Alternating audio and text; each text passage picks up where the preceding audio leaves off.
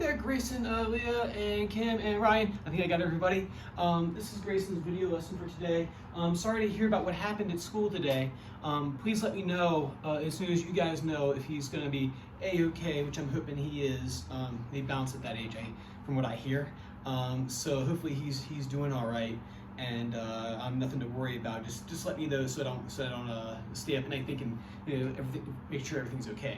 Well, anyway, so like I said, today's your video lesson. There are 4 things I want to go over, and if there's questions at the end, feel free excuse me, to write back or send me a video if you want me to look at something. I'll be more than happy to do that.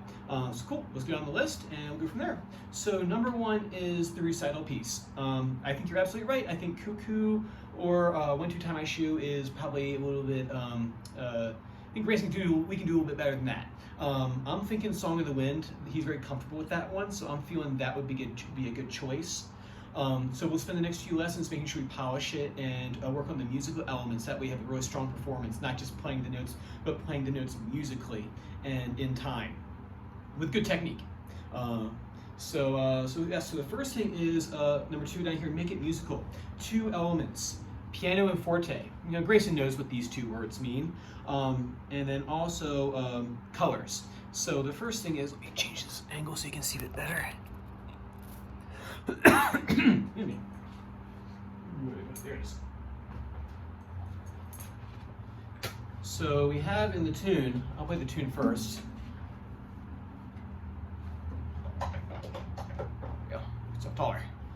So you have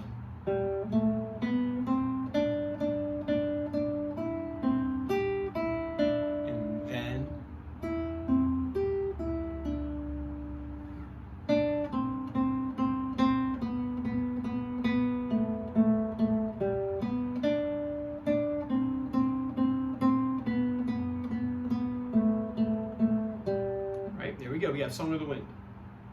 So the first thing in there are the piano and forte. Typically when we have a repeat of a melodic idea, we want to play it differently the second time. So we have that, it's almost like an echo. So in this melody we have a repeat of this little musical phrase. And then we have that back here one more time. So the first time we're going to play it forte, nice and loud. So we're going to isolate that spot. What Grayson's going to want to do, and a lot of kids might do, they want to start from the very beginning of the tune, but don't do that. Because if you do it that way, if they lose their train of thought, if they've practiced it just like from the beginning and not stopping, if they stop, they'll go back to the beginning again. That's what's going to happen in performance. They'll get nervous. It happens to me all the time. I'll forget a note or something like that.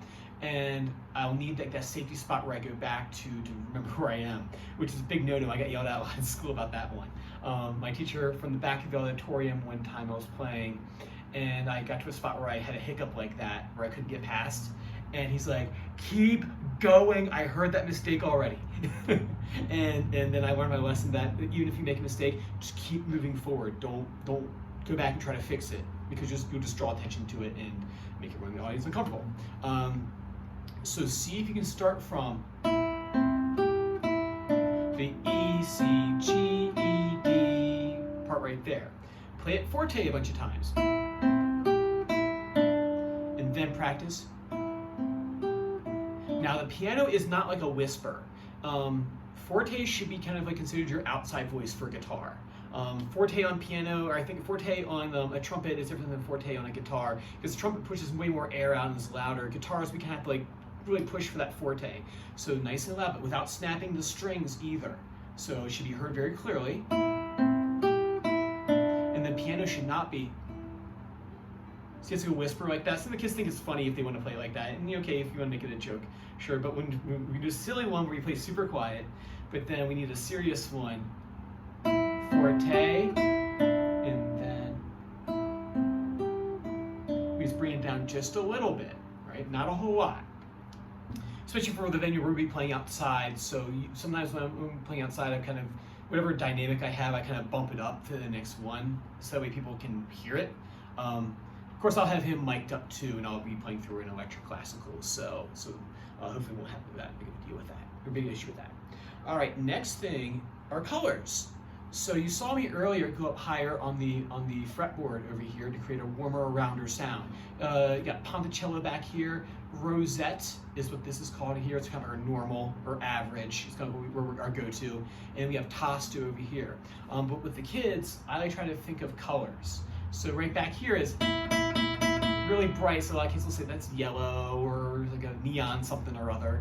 Neon brown, I'll get that sometimes. It'd be funny. And then the rosette, some kids will say that's red. Blue, orange, there's really no right or wrong answer. It's just kind of whatever you think it is. Unless you have synesthesia or something like that, which would be super cool. We could talk all day about that though, and Oliver Messiaen. Anyway, so we have our red. I'm going to call mine red. So back here is yellow for me. This is red right here, and then blue. Blue right there. So the first one we're going to play, first time through, we're going to play red. And we'll play a bunch of reds, so we get used to red. Red forte. There's my red forte. Can you do a blue?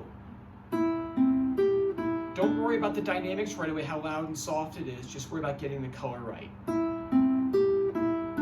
The Tasto is going to be naturally a bit quieter. It's not as punchy. There's a red, and then blue.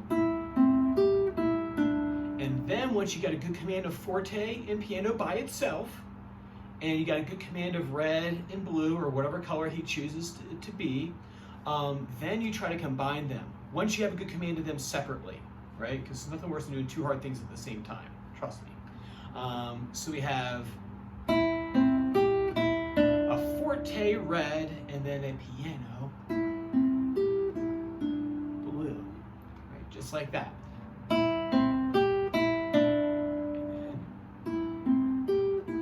And then from beginning.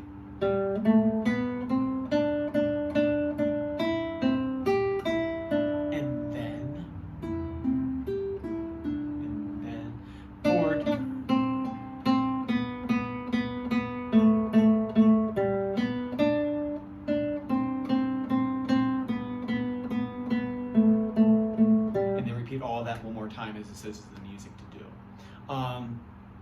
Next thing is rushing. I think all the kids have hot dates because they all play through their songs fast like they gotta be somewhere. What I think is better for Grayson is we do a variation of Song of the Wind. We call it Song of the Elephant. Ba da da da da da da ba da dun dun. How would an elephant play it? Right? An elephant's going to be very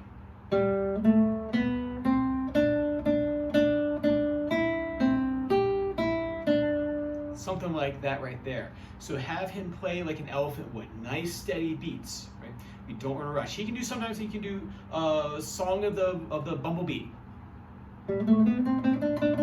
You can do stuff like that if you want to make it kind of like a fun game where he alternates between being an elephant and being a bee or hummingbird or whatever he wants to be. Do that. And then I think I have just enough time to play through Song of the Wind. So I'll consider this like a play-along track. So what I'm going to count off. I'm going to play the teacher part of Song of the Wind in a more elephant fashion, so he can play along with me with recording, and you can like loop this part right here for him if you want to. So here I go. This would be nice for him to play along with in preparation of us playing together on stage. 1, 2, 3, 4, and...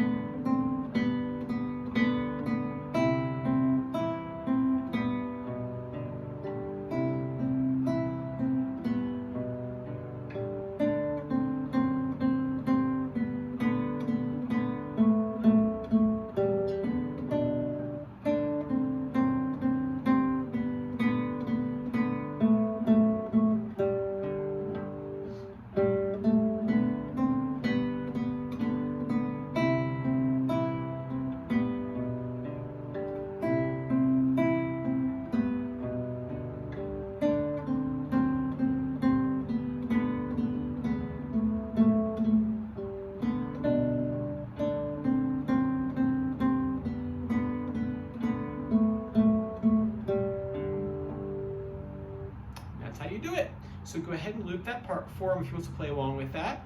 If you have any questions, feel free to send me a message over. I'll be more than happy to answer it. And once again, make sure you let me know how he's doing, okay? All right, see you guys next time.